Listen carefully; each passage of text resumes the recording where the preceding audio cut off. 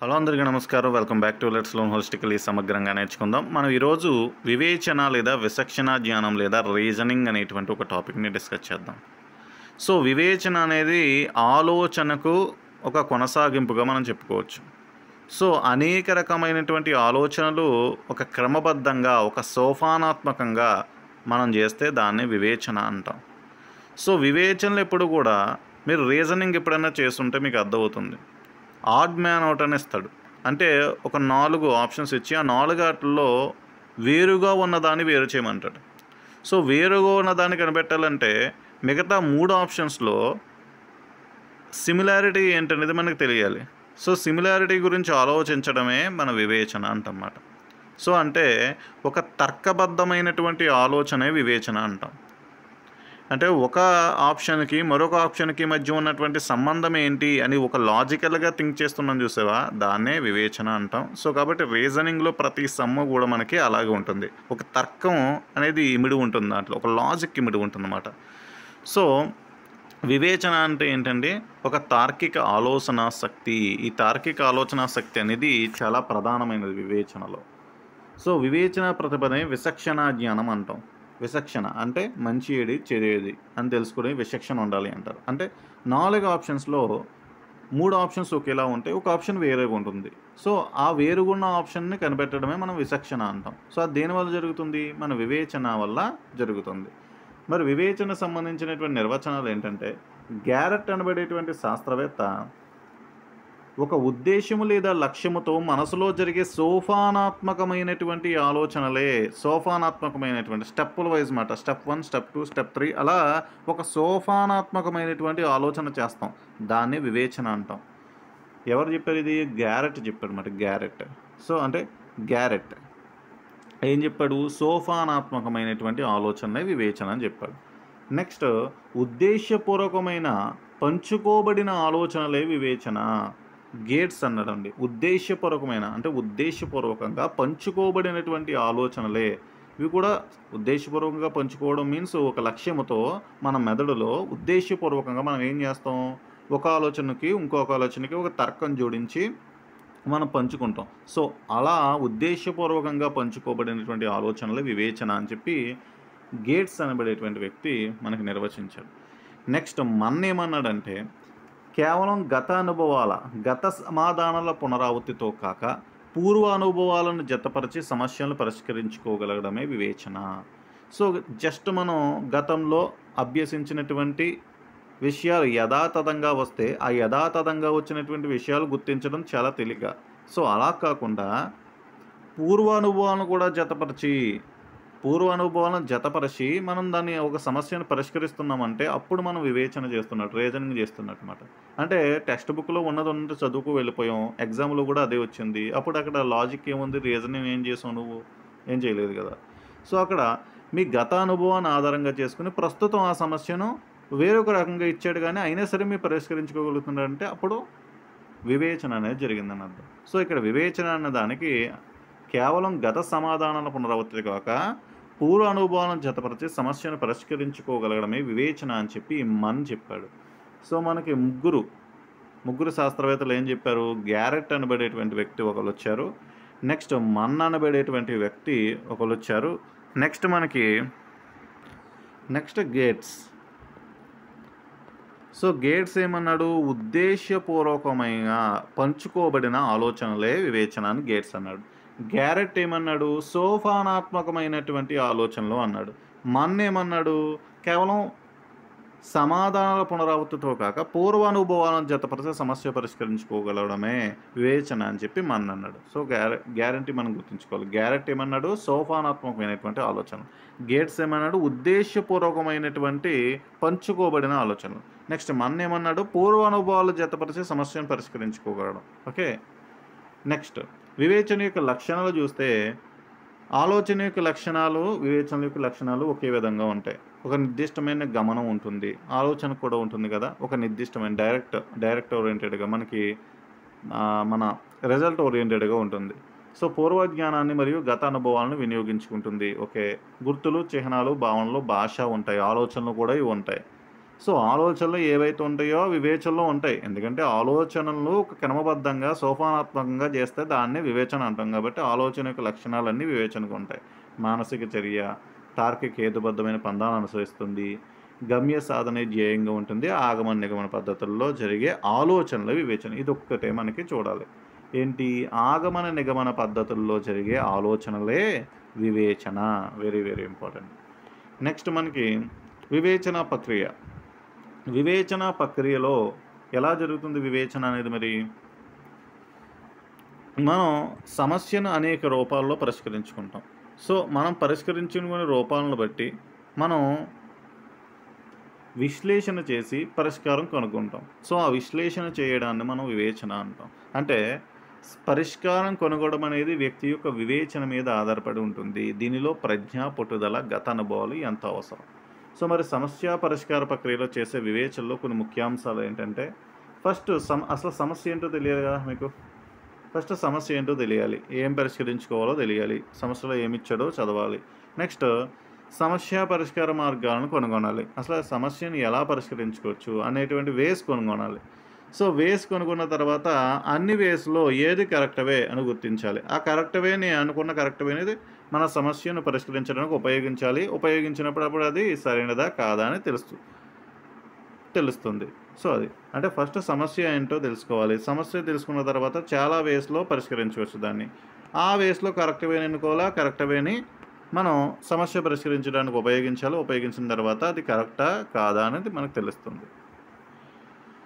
So మరి వివేచన రకాలు ఏంటండి? రెండు రకాలు ఉన్నాయి, ఆగమన వివేచన, నిగమన వివేచన. సో మనకు ఆగమన పద్ధతి, నిగమన పద్ధతి తెలిస్తే ఆగమన వివేచన, నిగమన వివేచన సేమ్ యాజ్ ఇట్ ఈజ్ అవే ఉంటాయి, నో ప్రాబ్లం. సో ఆగమన వివేచన అంటే వివేచన ఒక క్రమ పద్ధతిలో జరుగుతూ హేతుబద్ధమైన నిర్ణయం రావడం జరుగుతుంది. సో ఏంటి ఆగమన వివేచన అంటే ఒక క్రమంలో జరుగుతూ హేతుబద్ధమైన నిర్ణయం రావడం జరుగుతుంది. అంటే ప్రత్యేక సందర్భాల నుంచి సాధారణమైనటువంటి విషయాల వైపు ప్రయాణిస్తుంది. ఇప్పుడు యోగా చేయడం వల్ల జ్ఞాపశక్తి పెరుగుతుంది అనేది ఒక వాక్యం. ఫస్ట్ ఆఫ్ ఆల్ మీరు ఏం గమనించారంటే మీ ఫ్రెండ్ రాబర్ట్ గారు యోగా చేశాడు, అది ఆరోగ్యం బాగుంది. సో నెక్స్ట్ రాముడు యోగా చేశాడు, అతని యొక్క ఆరోగ్యం కూడా బాగుంది. సో అలా ఓ 10 మంది యోగా చేస్తుంటే వాళ్ళ యొక్క ఆరోగ్యం బాగుంది అని తెలిసినప్పుడు మీరు ఒక సాధారణీకరణ చేశారు. ఏంటి? యోగా చేస్తే జ్ఞాపశక్తి పెరుగుతుంది, ఆరోగ్యం బాగుంటుంది అని చెప్పి సాధారణీకరణ చేశారు. అంటే ఉదాహరణ నుండి సూత్రాన్ని రాబట్టడమే ఆగమన పద్ధతి కదా. సో అలాగే ఉదాహరణ నుండి మనం ఒక లాజికల్ వేలో మనం తీసుకొస్తే దాన్ని ఆగమన వివేచన అంటన్నమాట. ఆగమన వివేచన. సో నెక్స్ట్ నిగమన వివేచన అంటే దీనికి వ్యతిరేకం ఏంటిది? సాధారణ సూత్రాల నుండి ప్రత్యేక అంశాల వైపు. సో సాధారణ సూత్రాల నుండి ప్రత్యేక అంశాల వైపు అంటే ఉష్ణమును గ్రహించినప్పుడు ఘన పదార్థాలు వ్యాకోచిస్తాయి అనేది ఒక సూత్రం అనుకోండి. అప్పుడు మనం ఏం చేస్తాం? బంగారం మనకి ఘన పదార్థం కాబట్టి వ్యాకోచిస్తుంది, వెండి ఘన పదార్థం కాబట్టి వ్యాకోచిస్తుంది, రాగి వ్యాకోచిస్తుంది, ఇనుము వ్యాకోచిస్తుంది అని చెప్పి విడివిడిగా మనం చెప్పగలగడమే ఏంటి మనకి యొక్క నిగమన వివేచన అంటాం. అంటే సూత్రం నుండి ఎగ్జాంపుల్స్కి రావడం నిగమన వివేచన. అదే ఎగ్జాంపుల్స్ నుండి సూత్రానికి వెళ్ళారనుకో అది ఆగమన వివేచన అవుతుంది. నెక్స్ట్ ఇది తరగతి గది అన్వయం అనేది మనకి జనరల్ వర్డ్స్లో ఇస్తారు కాబట్టి మీకు కావాల్సింది ఇది చదువుకోండి, పెద్ద ఇంపార్టెంట్ కాదు. Next metacognition. మెటాకాగ్నిషన్ అంటే సింపుల్గా మన ఆలోచనల గురించి ఆలోచించుకోవడమే స్వబుద్ధి. మెటాకాగ్నిషన్ అంటాం. అంటే మనం ఏం ఆలోచిస్తున్నాం, కరెక్టేనా మనం ఆలోచించేది, కరెక్ట్ కదా, తప్పుగా ఆలోచిస్తున్నామా కొన్నిసార్లు అనుకుంటాం చూడండి, అదే మెటాకాగ్నిషన్, స్వబుద్ధి అంటన్నమాట. Knowing one's own mind. మన మెదడులో ఏముంది, మనం ఏం ఆలోచిస్తున్నాం అనే దాని గురించి ఆలోచించడమే మన మెటాకాగ్నిషన్ అంటాం. సో మెటాకాగ్నిషన్ అంటే ఏంటి? బిగ్ థింకింగ్ అంటే మనం ఒకటి ఆలోచిస్తాం, ఆ ఆలోచించేది కూడా కరెక్టో రాంగో అని మళ్ళీ ఆలోచించుకుంటే దట్ ఈజ్ మెటాకాగ్నిషన్ అన్నమాట. సో విపులమైన ఆలోచన లేదా స్వబుద్ధి అంటన్నమాట. ఒక వ్యక్తి తన ఆలోచన గురించి ఆలోచించడమే మెటాకాగ్నిషన్, ఈజీగా చెప్పొచ్చు. సో అంటే మనకి ఆలోచన గురించి డిస్కస్ చేసుకున్నాం, దానికంటే పెద్దది వివేచన, దానికంటే పెద్దది మెటాకాగ్నిషన్ అన్నమాట. ఈ వివేచన అంటే ఏంటి? ఒక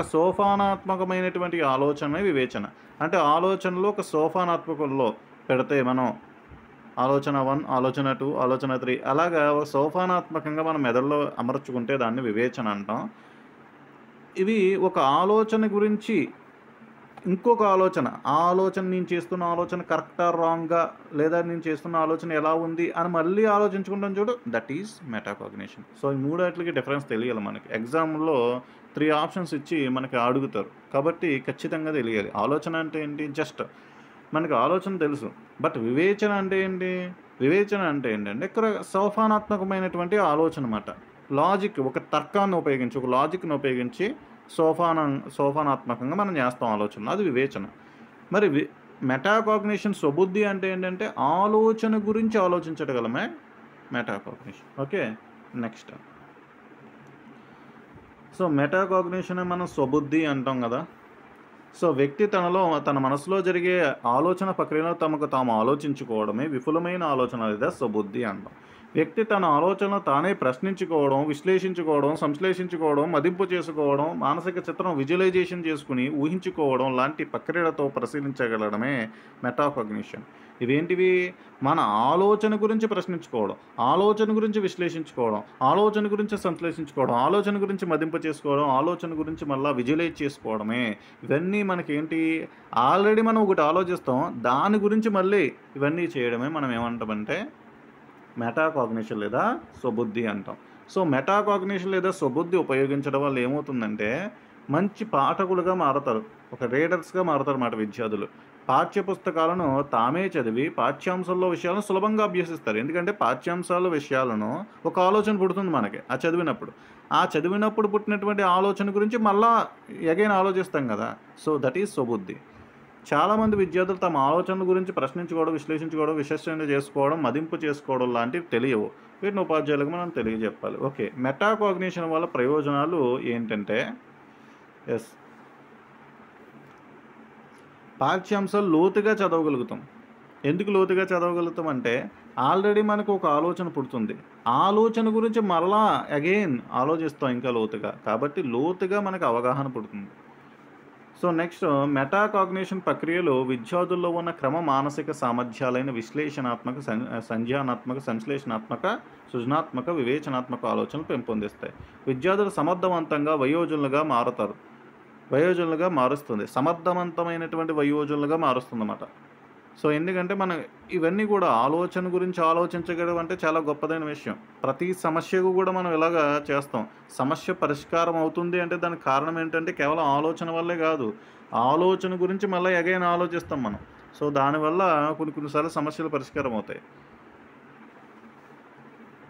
సో, మరి ఈ మెటాకాగ్నిషన్ ప్రక్రియలో 3 అంశాలు ఉన్నాయండి.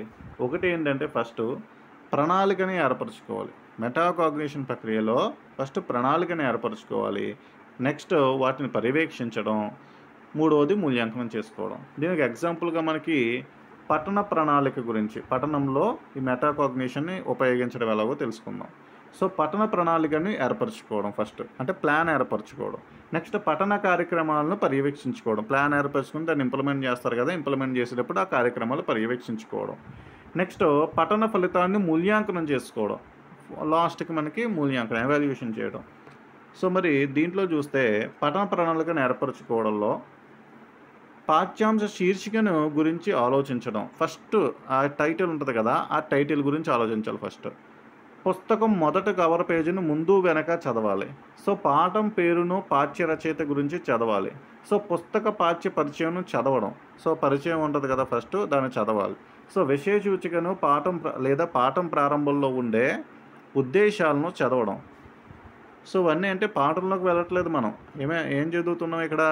ఓవరాల్‌గా ముందు ఉన్నటువంటి ఆ టైటిల్‌ని చదువుతున్నాం. అక్కడ ఇచ్చినటువంటి బొమ్మను చదువుతున్నాం, ఇండెక్స్‌ని చదువుతున్నాం, ఆ కవి గురించి చదువుతున్నాం, ఆ ఉద్దేశం గురించి చదువుతున్నాం, నేపథ్యం చదువుతున్నాం.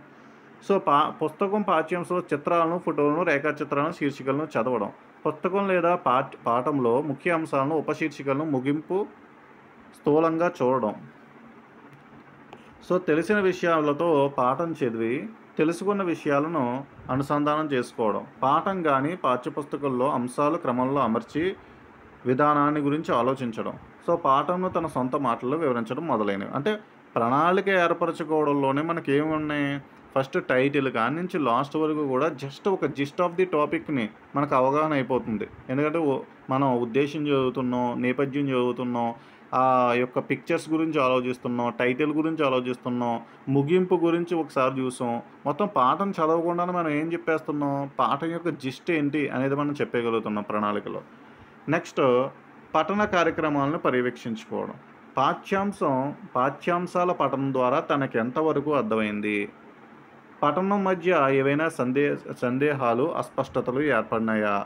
నేను చదివింది ఎంతవరకు నాకు అర్థమైందని ప్రశ్నించుకుంటూ, వాటి సమాధానాలు ఏర్పరచుకుంటూ, చదువుకుంటూ ముందుకు వెళ్ళాలన్నమాట. అసలు నాకేం అర్థమైంది?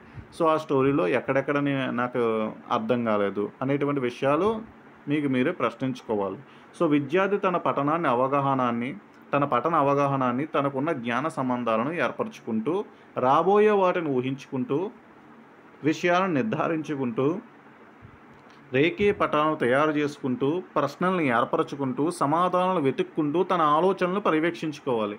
సో, అంటే పఠనం చేసేటప్పుడు చూడండి, సో, కేవలం మనం ఏదైతే చదువుతున్నామో దానికి మాత్రమే మనం కట్టుబడి ఉండకుండా, మనం చదువుతున్న దానికి ఫ్యూచర్‌లో ఏమొస్తుంది? ఫ్యూచర్‌లో స్టోరీ ఏమవుతుంది? స్టోరీలో ఎటువంటి క్యారెక్టర్స్ వస్తాయి? ఎటువంటి ముగింపొస్తుంది? అనేటువంటి ఒక విషయాలు ఊహిస్తూ, ప్రిడిక్ట్ చేస్తూ, మనకి ఆలోచిస్తూ, మనం చేసేటువంటి ఆలోచన గురించి అగైన్ మరలా ఆలోచిస్తూ చదవాలంటున్నాడు. సో, విద్యార్థి తన ఆలోచనలు పర్యవేక్షించుడు, గమనిస్తూ పాఠంను చదవడం వలన చదువుతున్నది అర్థమవుతున్నదా? లేదా తన మనస్సు పఠనం నుండి దారి తప్పుతున్నదా? చదువుతున్న విషయం గుర్తుందా? తను వేసుకున్న ప్రశ్నలకు సమాధానం లభించిందా? పాఠ్యాంశంలోని ముఖ్య లేదా భావనలు లేదా పదాలు గుర్తుకొస్తున్నాయా? సో, అవన్నీ కూడా నార్మల్‌గా మనం సైకాలజీ పుస్తకాన్ని తీసుకోండి. సైకాలజీ పుస్తకాన్ని చదివేటప్పుడు మీకు ఒక లెసన్ మొత్తం చదివేస్తారు. లెసన్ మొత్తం చదివేటప్పుడు లాస్ట్‌కి వచ్చేటప్పటికి మీకు ఫస్ట్ అంశం గుర్తుందా? ఫస్ట్ లెసన్ నేను చదివాను కదా! లెసన్ ఫస్ట్‌లో చదివాను కదా! అది గుర్తుందా? ఎంతవరకు గుర్తుంది? సో, ఆ పదానికి అర్థం ఏంటి? ఈ పదానికి అర్థం ఏంటి? అంటే చదివినది ప్రతీది కూడా మీ మెదడులో ఎంతవరకు గుర్తుంది అనేటువంటి ఒక ఆలోచన చేస్తారు. అలాగే మీకు ఏదైనా ఆలోచన తడితే ఆ ఆలోచన గురించి మళ్ళా ఆలోచిస్తారు. సో, ఇలా పాఠం చదివేటప్పుడు ఇలా ఆలోచించడం వల్ల ఏమవుతుందంటే ఎక్కువ గుర్తుండే అవకాశం ఉంటుంది. లోతుగా అవగాహన అయ్యేటువంటి అవకాశం ఉంటుంది. So, next okay. పఠన ఫలితాన్ని మూల్యాంకనం చేసుకోవడం. సో, పఠనానికి ముందు తాను అనుకున్న విధానం, క్రమాన్ని పాటించానా లేదా? పఠనానికి ముందు ఒకలా చదువుదాం అనుకుంటాం. ఆ విధానాన్ని, క్రమాన్ని పాటించానా లేదా అని మూల్యాంకనం చేసుకోవాలి. ఏ అంశాలను పాటించాను, వేటిని వదిలేశాను అనేటివి సరిచూసుకోవాలి. సో, అలాగే సరిచేసుకోవాలి. తన పఠన పర్యవేక్షణలో లోపాలను గుర్తించడం లాంటివి చేపట్టాలి. సో, తన పఠన పర్యవేక్షణలో లోపాలను గుర్తించడం లాంటివి చేపట్టాలి. సో, ఇలా ఓవరాల్‌గా పఠనానికి సంబంధించి మెటాకాగ్నిషన్ అండి ఇది. సో, అంటే ఫస్ట్ ప్రణాళిక ఏర్పరచుకోవాలి. తర్వాత కార్యక్రమాలను అమలుపరచాలి. తర్వాత లాస్ట్‌కి మూల్యాంకనం చేసుకోవాలి. తను అమలుపరిచినటువంటి ప్రతి కార్యక్రమం కూడా ప్రణాళిక అనుగుణంగా ఉందా? లేదా? అనేటువంటిది మూల్యాంకనం చేసుకోవాలి. సో, ఇది మెటాకాగ్నిషన్. ఓవరాల్‌గా మెటాకాగ్నిషన్ అంటే ఒకటి మన ఆలోచన గురించి ఆలోచించడమే మెటాకాగ్నిషన్. ఓకే. సో, ఇక్కడితో మనకి వివేచన, మెటాకాగ్నిషన్ అనే టాపిక్స్ కంప్లీట్ అయినాయి. నెక్స్ట్ మనం సృజనాత్మకత అనే టాపిక్ గురించి నేర్చుకుందాం. Thank you.